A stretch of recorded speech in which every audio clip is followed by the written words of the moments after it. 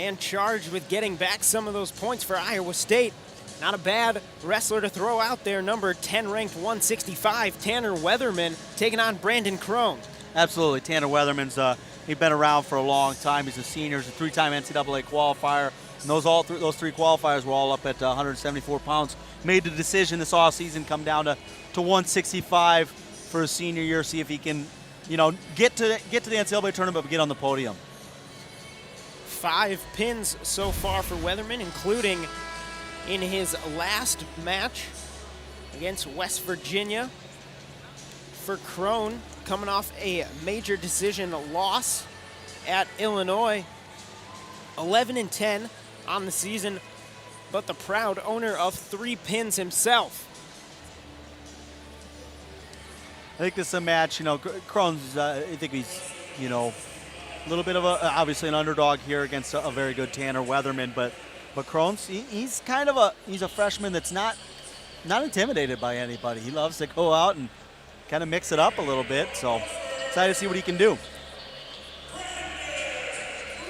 Just about ready to get underway. Brandon Krone being introduced in front of the home crowd. And with the whistle, we are back with the second half of the NWCA matchup between the Golden Gophers and the Iowa State Cyclones.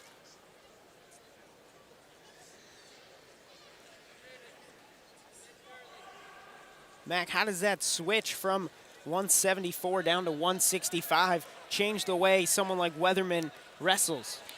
It changes, the way they wrestle, but kind of the way they have to live essentially their lives. I mean, you're dropping 9 pounds. It's for guys in this condition. There's not 9 pounds of fat on them. So you're probably losing a little bit of muscle. So you need to change your diet. You need to change basically your body shape to get down to the weight so that you can compete at a high level. You can't just dehydrate yourself and make weight, because with 1 hour weigh-ins, there's no recovery time. A 2-point takedown for Weatherman. The first points in period number 1.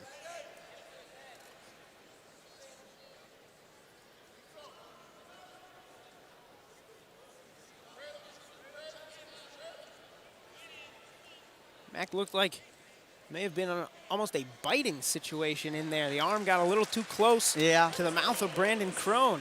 Yeah, Weatherman just kind of running across face a little bit. Sometimes that happens. You may get a few teeth marks, but I think he's going to be okay. The escape by Krone may have been teeth aided, but 1 point for the Golden Gophers nonetheless.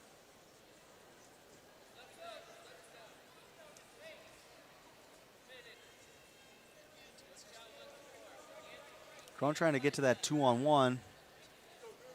Weatherman just kind of rips his arm away.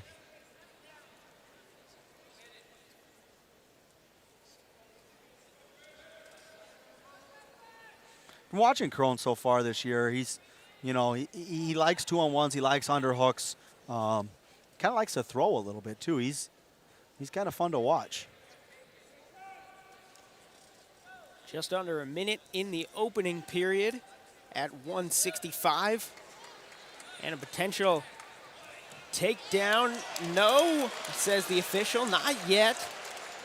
Great hips by Brandon Krone there. Weatherman just fired off an incredible double leg.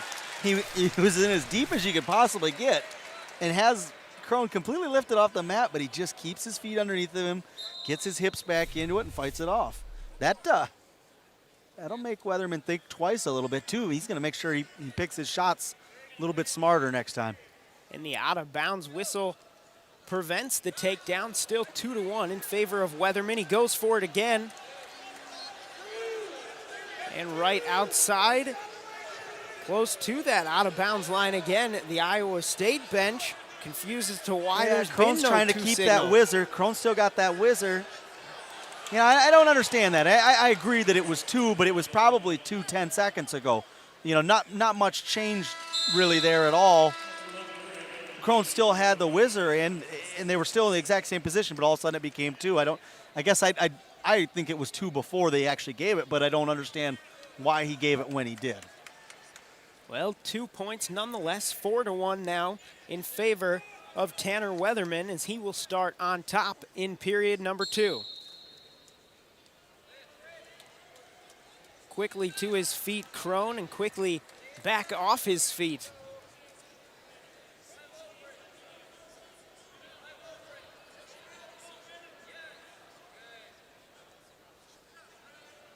Riding time currently up over a minute and counting for Weatherman.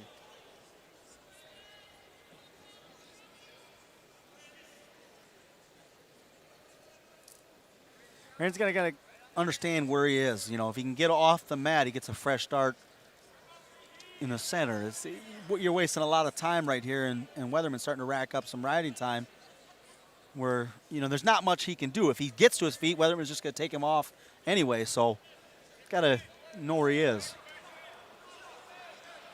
Weatherman keeping that back foot, dragging the toes. A whistle will send the 2 back to the center. Now, it's something to kind of watch here for Weatherman, dropping down a weight this year. Conditioning starts to play a factor when you start cutting too much weight. Krone wrestles, you know, he wrestles pretty hard.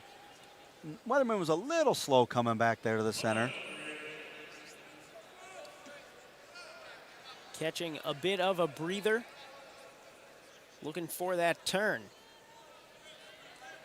Like Krone's, you know, this isn't too hard for Weatherman to ride on top right here. So Krone's got to make him work a little bit more. He's got to get back to his base.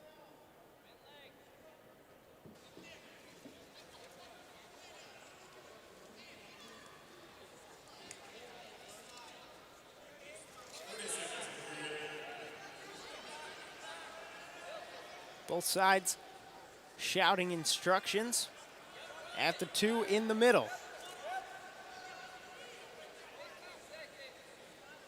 Mac, looked like there may have been a bit of a headlock there. Yeah, he's running just kind of a head lever. It doesn't appear to me that Weatherman really has any intentions of trying to turn Krone right now. I don't think that he's feeling the best right now. Well, Weatherman currently holds a 4-1 edge as we head into period number 3. Starting neutral. Krone's got to he's got to start going forward. He's got to start to push the pace now here. You're trailing 4-1. He's got 2:43 of riding time, so that's locked up. So really it's a 5-1 match.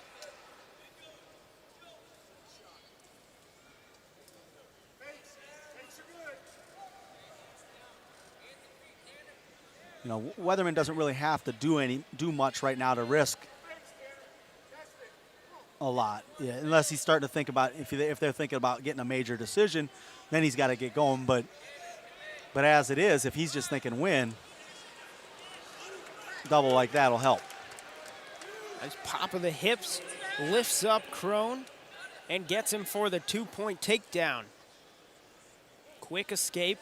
Maybe Mac Weatherman looking for more takedowns and trading the 1 point for the escape for the 2 of the takedown. Yeah, I think he's gonna. The coaches they're looking for a major here.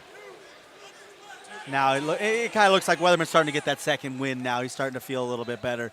It looked to me there towards the end of that second he was getting a little sluggish. He's got Cradle locked up. This, you know, where we've gotten 2 falls from this position already. This match, this duel. Brandon's got to keep that arm. He's got his right arm between around the leg of Weatherman. He's safe there. Weatherman won't be able to get the fall as long as he can keep that leg.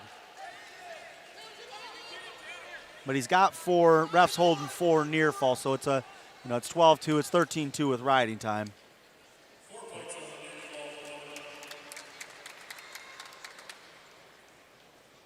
Now up to 12-2 in favor of Weatherman. Just under 10 seconds left.